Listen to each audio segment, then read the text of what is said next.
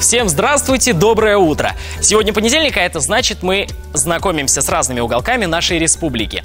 На левом берегу Камы, неподалеку от места, где сливаются две великие реки, расположился Алексеевский район. Удачное географическое положение привлекало в эти земли людей, начиная с каменного века. Почти 500 археологических памятников оставляли после себя сменявшие друг друга представители первобытных племен. Это народы Волжско-Камской Булгарии, Золотой Орды и, конечно же, Казанского ханства.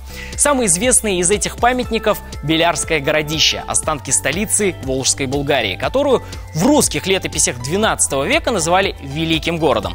После завоевания Казанского ханства эти земли стали застраиваться православными храмами. Многие из них сейчас заброшены, но продолжают восхищать красотой архитектуры и сохранившимися фрагментами фресок. И в наше время Алексеевский район продолжает привлекать православных людей из России и зарубежья. Здесь ежегодно проводится фестиваль колокольного звона «Алексеевские перезвоны», на который собираются лучшие звонари со всего мира.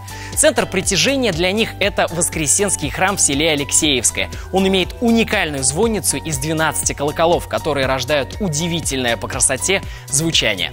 Герб Алексеевского района тоже имеет богатую историю. В его основе использован полковой герб Белярского Ладмилицкого полка, утвержденный 8 апреля 1747 года. На изображении обернувшийся на скаку пурпурный лось и преломленная ель.